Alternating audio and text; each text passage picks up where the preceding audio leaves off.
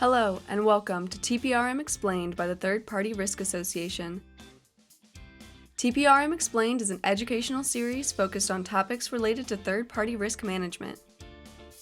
Topics come directly from TPRA's end-of-year practitioner member survey on the pain points that practitioners are experiencing within their own programs. Today, we'll be discussing third-party engagement, including third-party buy-in, response time, assessment of evidence provided, assessment and finding validation, and third-party expectations. Third-party engagement allows organizations to effectively monitor and assess the risk posed by third parties to identify where it exceeds organizational risk appetite. It also allows organizations to make risk-informed decisions and work to mitigate the risk posed by third parties. Let's begin with third-party buy-in. During the request for proposal process, communicate to any new third party your TPRM program processes and activities. This will ensure they are aware of expectations and what you will be asking of them during the due diligence, finding, and follow-up process. It will also set expectations on what evidence items will be collected and when they are due. Set up reoccurring meetings with the third party and the business to work through assessments and ongoing monitoring activities. Communication is key in gaining third-party buy-in. It provides transparency on what is coming due, any outstanding items, and next steps when target dates are missed. It is also important that the business is aware of TPRM program activities to ensure you're not stepping on any toes from a relationship perspective, as each third-party relationship is different. Educate new third-party account representatives, as well as new business owners on program activities and expectations. This can be done in a variety of ways. One example is to set quarterly meetings with the first meeting, including a run-through of the program and its activities. You can also set expectations for participation, what the assessments include, and why they're important. These meetings should also include a discussion on the escalation activities and what events would qualify for escalation. Escalation events may include, but not be limited to, missing evidence items for key controls you are assessing, or not meeting target dates for high-risk findings. Request third-party contacts for not only subject matter experts that can assist in the completion of certain assessments, but also if escalation is required. This would include their compliance department, legal team, privacy team, and also their CISO or the CEO, depending on your leverage with the vendor and your relationship with them. This will also ensure you are able to go directly to the individual that can assist with follow-up if an incident or breach occurs. Another activity that will assist with third-party buy-in is creating a shorter assessment should the longer assessments go well. This helps because the third party knows that if they've met your more stringent assessment requirements, that same assessment won't be conducted every year, and so they're more willing to provide you with certain information. Third-party response time. Depending on the leverage you have with the third party, or if they are a newer company versus one that's very established, your response time could vary. Here are just a few suggestions on ensuring that your third party responds to your requests in a timely manner. During the first of the year or when a new third party is onboarded, provide a list of assessments to be performed throughout the year, as well as an evidence list, and tie target dates to each item. Regularly follow up on the items provided. This is important because it sets the expectation that you are going to be performing these assessments and that you are expecting them to provide you with either responses to the assessments or with evidence. This also ensures transparency on evidence items you require and can allow the third party to adjust target dates. An example, the third party performs 2 penetration tests per year and 1 is performed in October. Therefore, you can adjust their target date for a penetration test to November. When certain evidence items cannot be provided, work with the third party to determine evidence that can be obtained.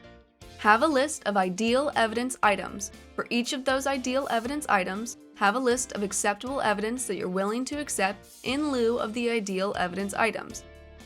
This could include a screen share, jumping on a call and talking through a process, reviewing secondary controls, among others. If working through a reassessment, share with a third party what was provided the previous year and ask if there are any changes that need to be made. This can increase response time by negating the need for the third party to constantly go through new or existing questionnaires and populating them with the same information. Set up an annual meeting with the business owner of the relationship within your own company to review how the product or service is being leveraged to determine if there are any changes to the use of the product or service, data sent, or to determine if the other risk-based changes were made. At the same time, send out an annual questionnaire to the third party to ask if there have been any recent changes to policies or procedures, leadership, product or services offered, subcontractors, offshore resources, and the like. Assessment of evidence provided. When setting up your TPRM program, determine your organization's risk appetite, what you are willing or not willing to accept from a risk perspective. For more important key controls that align with your organization's risk appetite, ensure you obtain evidence from the third party to validate that controls are in place and operating effectively. Determine what evidence is ideal and what is acceptable for said key controls. Again, have a list of key controls and an additional subset for what is acceptable for these controls. Provide a list of evidence items to the third party in advance and tie target dates to each of them for when it will be provided. You can ask for all of this upfront if you are evaluating a third party for the first time, but once they are in your continuous monitoring process, you may want to obtain the information as they complete it. Validate if the evidence your third party has provided is sufficient, and if not, discuss with the third party what evidence is not sufficient. Use your list of acceptable evidence items to determine if another evidence option can be obtained. If sufficient evidence cannot be obtained, inform the third party of why it is important and necessary to obtain the specific evidence. Also enlist the assistance of the business owner to escalate to others within the third-party organization. Lastly, issue a finding if the evidence cannot be obtained and determine if risk acceptance is necessary. You may want to consider adding the evidence item to the contract the next time it is up for renewal to ensure you can validate key controls. Examples of assessment evidence provided. There are many evidence items you can request. Here are just a few that are best practice to request and review. Penetration test.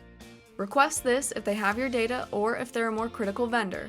If they will not provide a penetration test, a secondary activity would be to jump on a call with them and go through the findings from their last penetration test. Independent attestations, such as SOC2 Type 2 reports. Policies and procedures. Proof of key controls to evidence effectiveness, such as configuration settings or certain specific information related to controls. Vulnerability report and evidence of patching. Continuous monitoring report. Financials. DRBC plans and evidence of testing. Employee counts for critical processes to ensure there is not a key person dependency risk. Network diagrams to include cloud architecture and data flow diagram. Background checks to include policies and samples of actual background checks. Employee access reviews. Training to include broad scale, such as phishing training, and specific or targeted training, such as developer training. Model risk to include validation of models. And negative news reviews. Assessment and findings validation. Ensure your assessment approach is risk-based, as in, you are not asking the third party to perform an assessment when the inherent and/or residual risk is low, or if the assessment is not applicable to the products and services they are providing your organization. If their last assessment had a low residual risk, then consider providing the shorter assessment.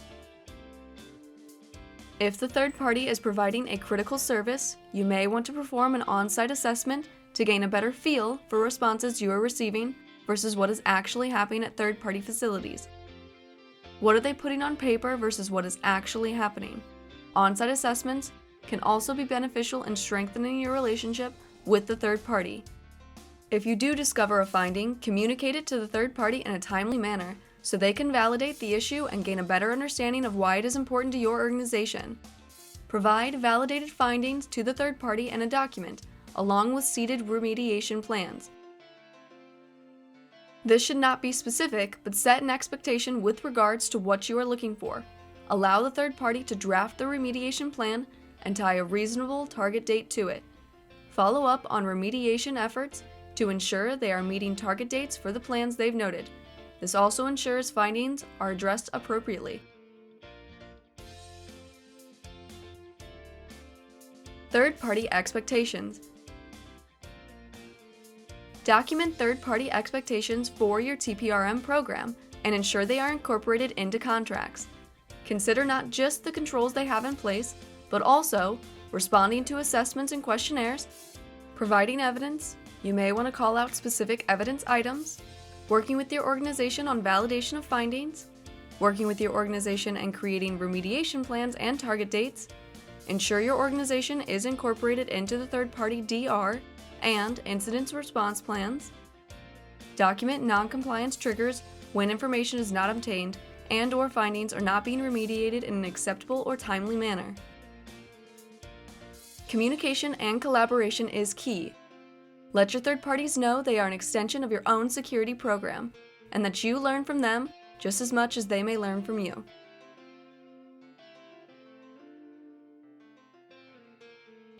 Thank you for listening to TPRM Explained on third-party engagement and helping us advance the field of third-party risk management.